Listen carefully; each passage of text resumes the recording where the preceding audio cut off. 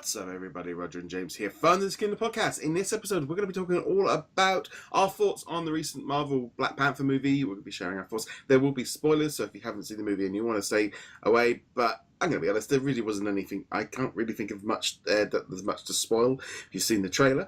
But what were your initial impressions of it? I thought it was a pretty good superhero movie. Definitely above average. Yeah. Not one of the super top ones, but also not one of the ones that's going to kind of fade away and disappear, like say Thor, not Ragnarok, Thor, Dark World. Yeah, I mean, I must admit, I came out of it and I thought it was it was a very good movie. It was a very solid origin movie. I thought it was. I did like it. It felt different. That theming of it being in Africa and Wakanda, and the way of how it was portrayed was so different, and him being a king and the responsibility on it, well, it felt so different from anything we've seen in other origins, where maybe they get the powers and they've got to come to terms with the responsibility. He's already got and he's been groomed for it, and there's a different element, and him having to look after his people and looking after. And I like the fact it just felt very, very different. It wasn't it. And that theming worked. I think that's what Marvel are doing well. They're letting each one do their own different sort of theming. And I really enjoyed it. I wouldn't say it was the best Marvel of all time for me personally. I can see why it has been getting that praise because of of being what it has become online. But I can see how that would be so popular because, you've not really seen this kind of superhero movie done like this before. Yeah, it follows a lot of the standard superhero genre tropes, but it puts just enough of a twist on them. Like you were talking about how the hero is already competent and in charge and in command at the beginning of the movie, as opposed to, say, Iron Man or Captain America or Guardians of the Galaxy, where they're all they have to make the hero's journey. And T'Challa has already made that journey, at least partly in Civil War. So when we get to the movie, we don't need to do that, and we can instead do an evolution of the character instead of, no, he has no confidence in himself, and he doesn't feel he should be king, and he doesn't have the powers of the heart-shaped herb. That's all out of the way. So no, I mean there was some. I mean I've not really read Black Panther. I mean I've been aware of him for years, but it was kind of one of those like. Sort of, I would almost say it was like a character which really, up until recently, Marvel really wasn't putting a lot of thought on, and he wasn't really pushed. The fact that he wasn't seen on screen until Civil War, it was again. But then there was a lot of characters. Guardians of the Galaxy were the same for me. These were not mainstream ones, and looking at it now, it's like this is great. It's that kind of thing of. It has really, and it's done amazingly well. It's just literally the morning after the box office was it like 361 million worldwide? That's a pretty good deal. Yeah, it's on track to make, I think, the most of an opening weekend box office here in the States. Not counting, say, the Avengers, but most of the other big hitters that we think about. Black Panther's been an interesting character because. Before 1999, he was really a joke character. Not intentionally, but he just was. He was, he was the token racial character on the team.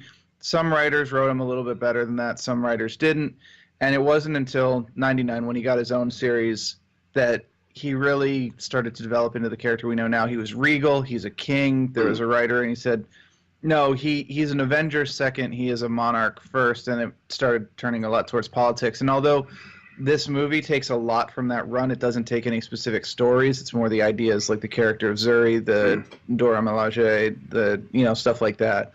No, I just felt there was my one criticism was Killmonger. I could have done without him in his own Black Panther suit. I would have loved him to seen him in his own gear, and the Marvel slides into this territory of Ant-Man. We had Yellow Jacket. We had Iron Man, and we had I can't even think of what Ironmonger or not Ironmonger. Ironmonger was the first one. And then you've got there's this tendency to put the same character in a different color just to offset the power. And that was the one thing with me. I would have liked to have seen him just without the Black Panther suit and just him fighting, because he's. I mean, the fight scenes and stuff. When they're doing the challenges and stuff. The second one where Black Panther technically got thrown over the river. That was a really good one, and you really felt that he was fighting, but Killmonger wanted it so much more at that point.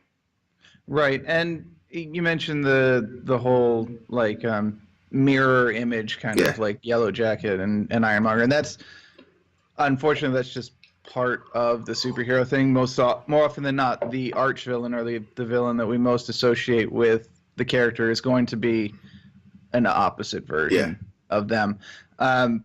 In the comics, interestingly, Killmonger almost never wears the costume at all, except for the short period of time where he was the Black Panther. Yeah. Which obviously is part of what this is, although he was on the Avengers and everything like that, which was very strange. But normally he's bare-chested, maybe has like a bandolier kind of thing. So having two Black Panthers fight each other was very much for the movie. It's not part of the traditional rivalry between these two guys. I'm glad in some ways they kept it pretty much just for that last battle but I mean, even that last battle I thought was so great with, I mean, the Rhinos. I fell in love with the Rhinos because I'd seen the Lego set for a while and I'm like, well, how does this Rhino thing fit? Saw the Rhinos in action and I'm like, okay, I love this. I especially loved it when I can't remember her name, when the warrior, she just stood in front of the Rhino and the Rhino just stopped like, oh, hello. And it was just like, and it licks her hand. It was that was Okoye. Yeah, it just was that kind of thing. That just came across really well. Again, it's this big thing really of like powerful women in this movie, and the ensemble cast around him is just that that strong female, and they are equals. There's no, and his sister is completely just. She's just as powerful and smart as anybody else, and that was very, very came through very strong. And I thought that was really well done the way that was done. I actually have to admit that after having seen this, one of the interactions I'm really looking forward to in Infinity War is Tony Stark and Shuri, Black Panther's sister, meeting up and talking tech, and you throw in Rocket in there as well because he's got that snark like I've got outer space technology, your puny little human technology is nothing, but Shuri having access to the greatest powers on Earth, and then Tony doing it from a cave with virtually no research at all. I think that those two interacting is just going to be fantastic. So. Should also be interesting to see if they do like Peter Parker and her as well, because that could be quite a fun little thing. Could, but I think the only trouble for me is Infinity War. They aren't going to have enough time to get all this stuff together in this short amount of time, all these interactions, because we almost need we're going to need a couple of movies, but that's the one thing. But as far as like Black Panther goes, I just feel like I think it was just very, very good, very enjoyable. I will say it's kind of funny because I did a review up for the soundtrack, and then I've just been listening to the score to put up a review this week for the score. And when I was listening to the soundtrack, I'll be honest, I didn't like most of it because it was very heavy rap, a lot of swear words. It's not the kind of music I like listening to, but I liked 2 or 3 of the tracks from there.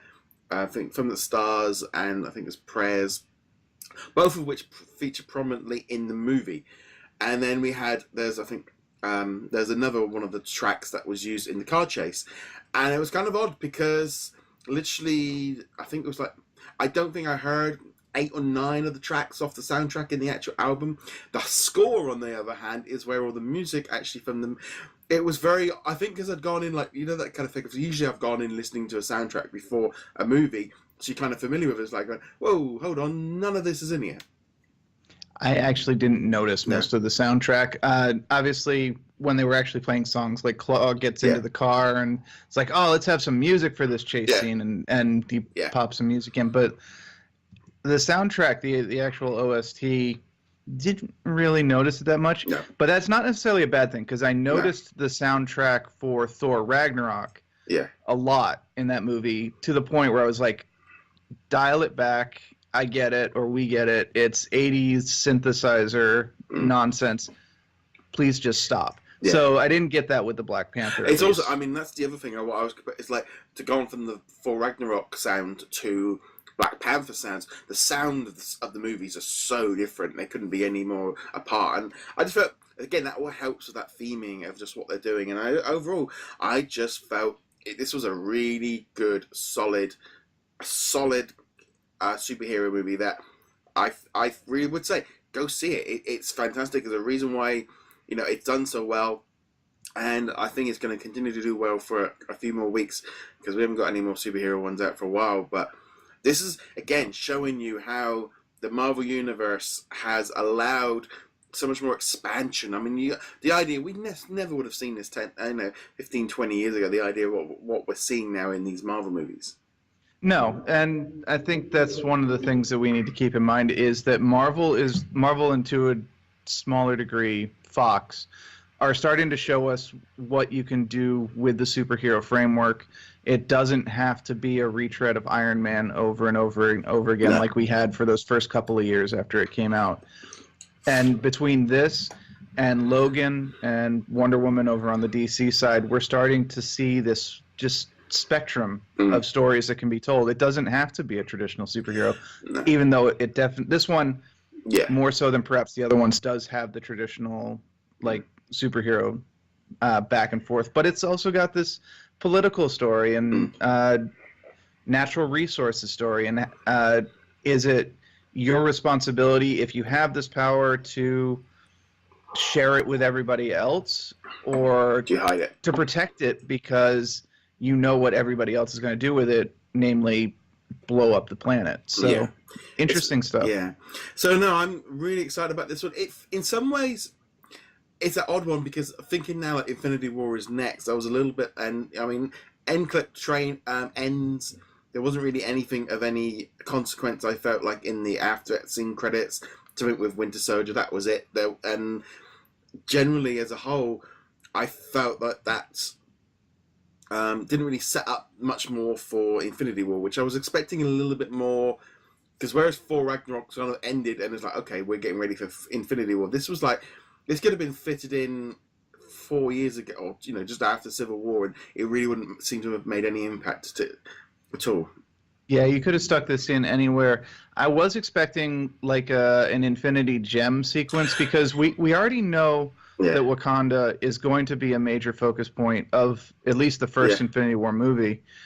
And it would make sense to set up why that would be now. Presumably it will be an Infinity Gem of some sort. Well, I'm wondering if the meteorite had, if that's all the flowers that are growing from because is it because they've got the purple stone, haven't?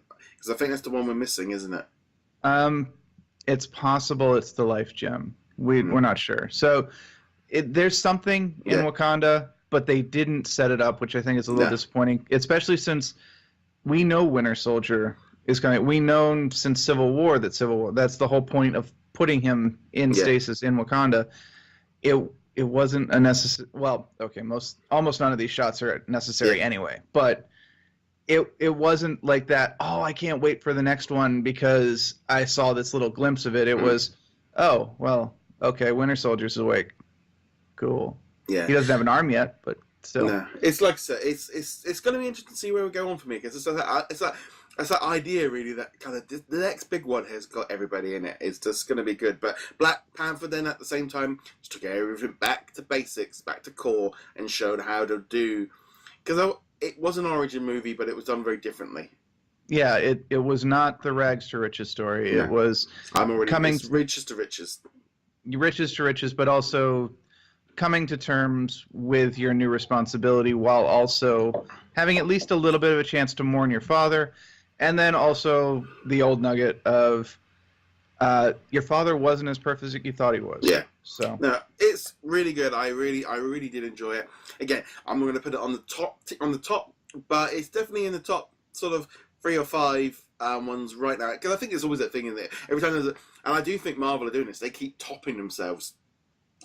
Each time I seem to see a Marvel movie, it feels like they are trying to up themselves, and they are taking it seriously. And I think it's a great movie.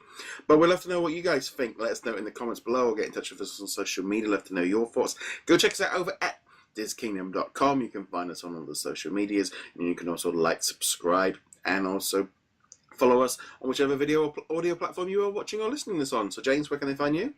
I'm at heroiclegacy.com. And on that note, guys, thank you very much for joining us. We'll be back soon. Laters. Later.